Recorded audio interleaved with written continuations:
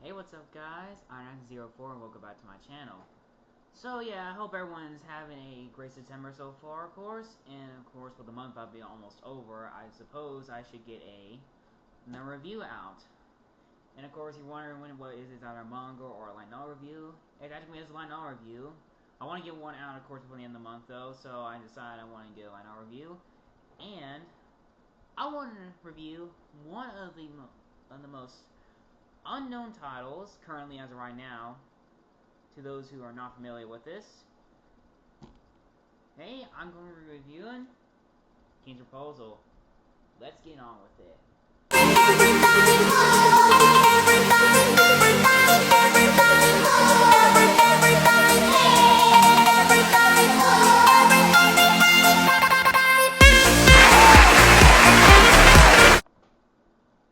So about half you already know, or those who are not really familiar with this series, of course, if you look on the top corner, you would see that there's the author's name and there's the illustrator's name. Does these names look familiar to you? And of course, have you may have guessed it right, then yes, this was created by the same author and illustrator for the Date A Live series. Yes, this is their newest series that they're currently working on after they got finished with Date A Live. And yeah, honestly, since I love Date A Live so much, I decided I want to pick this up. Of course, I was 100% really interested in this. I got this at a local Barnes & Noble right not far from where I live, of course. And yeah, had a really fun time reading it though, and it was very, very awesome, of course. Not much any different than Koshi Tachibana's and Sanako's previous series, Date A Live, of course, which I'm not really fully done with that series yet, though, because all the volumes had not been translated yet, so I hope to finish that very soon, though. But I decided to take a break from Date A Live to read this, of course. Morrison Returns to the Line, no. Cool. But yeah, it honestly is very good, of course, and I honestly cannot wait to show you guys what it's about. So yeah, this is honestly actually a very good read, as I said, of course, and the people do not know the synopsis of the story, of course, here it is. Two bodies in one. With looks to die for, Saika Kuwasaki is the most powerful mage in existence, and the only one who can thwart the annihilation factors that attempt to destroy the world once every 300 hours.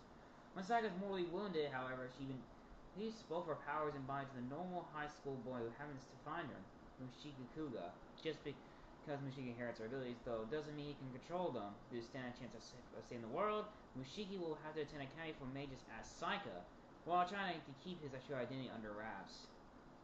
Oh boy, so the main character is in a little bit of a personal dilemma right now, so I feel sorry for this dude. So basically, this story, of course, is basically the genre is like a little bit of modern fantasy, of course, as this is set in our world probably as of today, though, and it has a little major fantasy elements, though, because the setting is where it's like like a little bit of an area where it's unknown to mostly to the public, though, and there is, of course, has magic and all that stuff, as mentioned, the fantasy genre, of course. And basically, the characters on here, there's a little bit of comedy in this one, too, of course. I mean, they can give you some laughs, of course, and a long bit of, honestly, very funny moments, of course. Didn't really laugh too much about it, though, because I didn't really think this was going to be funny, though, but heck. But yeah, there is, like, some comedy in there that you, and of course, and the illustrations when I saw there are honestly crazy, though. I'll give you some examples. And I apologize if you're hearing some very bad noises, loud noises, of course, because there's actually is heavy rain outside. There's actually a storm in my area, so hopefully you don't get that in the way. Anyway, here is the illustrations, and looks like this is one of the main female characters right here. Unfortunately, it looks like she's in a really bad way, though. Yikes, this is not good. Here's another one of the characters featured in the store as well, who is basically showing off his little magic power right here. And basically the main character who is trapped in the female's body, of course. And when they merge together, this is her, of course, attending the school right here. There's the teacher. Here, right here. I mean, I can understand he probably doesn't understand the magic, though, but heck. But you had to post a Saika though, because you know you don't want to let your true identity be spelled out, or Lord knows what kind of trouble you're gonna be in. Looks like I got a little bit of a mage bow right here. Looks like this is a darker personality of her right here. I kind of say I honestly don't know who's gonna win though. But heck, I think I already know who might win. And of course, here's the main character himself, wearing what looks like a glowing sword, and has a halo on top of him. Review of the characters. So of course, the male character is of course Michiki Kuga, who, as typically played on here, she's your typical high school boy. Fortunately, came across the wounded, the female character, who, of course, I'm not explaining. The female character, main female character, of course, is Saika, who's of course deemed one of the most powerful mages in the world.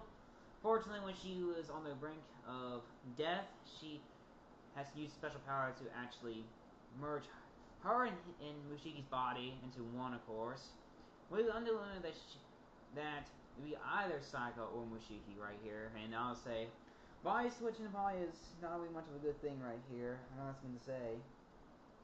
But the one difference is that there's only going to be like one simple mind right here. It's just one powerful mind. Basically, Mushiki's mind, basically the only one who has full mind control, of course. Other characters, of course, is I'm gonna let you look in here and see the other characters though, because I know those two main characters, but I probably cannot know the other ones though. Give me one sec. Yeah, the other one is it's Warner, who of course is a Knight of the Garden, and of course he's a Bell Course instructor. There. And the Garden, of course, is like a little bit of a mage school, of course, and this is where all young students actually train to become mages. That one, of course, is Eric Maria, who a Knight of the Garden, of course, responsible for the Garden's medical department, basically to heal the injured students, and of course, currently is the second oldest mage after Saika. Of course, is of course, who basically is Saika's attendant, and the only one who's aware of Saika's death. She's the only person, of course, because if news got out if Saika was dead or in the garden, people will be 100% in a big panic, because they probably just lost the Horseman's Power Mage, but they didn't. And the other one, of course, is Rui Joe, who is a Knight of the Garden under Saika's direct command, and she has a huge deception with Saika, as well. And of course, she is the brother Mushiki, of course, who basically, when Mushiki entered the school, she basically wants to despise him. But of course, the reason why he didn't want him to school is because he was trying to protect her. That's a sister who really cares about her brother right there. Honestly, can say. So pretty much King's proposal, of course, if I'm not told the name or not, but yeah, basically this story is very complex, of course, and it's very interesting though, and it's honestly I can understand why Koshi Tachibana Sunako honestly when he wanted to do this series, of course. Basically, it has a little bit of similarities to Daylove, of course, but yeah, it's very 100% different though. Oh, and honestly, you could say it's very fun to read, of course, and honestly, cannot wait to get more volumes of this. So yeah, what do I rate this volume? It's not really a bad one though, but I'll probably give it like 8.5 out of 10 though. It's very complex though, but yeah, I think as the story progresses, I actually may rate the next volume a little higher though. But yeah, it's a very complex story, as I could say. And of course, I forgot to mention, if you ask me if this should get an anime adaptation, I honestly 100% think it should get an anime adaptation though, because honestly, with Daylove possibly over, I honestly think that this could be greenlit for an anime, of course. I honestly can't wait to see how it's adapted, though, because you can still get a little bit of the comic-based team, of course, and of course a lot of craziness, of course. But yeah, I honestly love to see an anime of this. I just hope that whatever animation studio in Japan can license to be handle production of this anime, though. But yeah, I honestly hope that someone actually can pick this up for anime as soon as possible. Alright, and this about wraps things up for this video right here. I hope you guys did enjoy this video. If you liked those video, of course, give it a like. If you have something to say about this video, give it a comment. Don't forget to subscribe and hit notification bell for future videos like this. And of course, I hope you guys have a great day, great evening, wherever time zone may be. And I hope to see you guys again in the next video. Peace.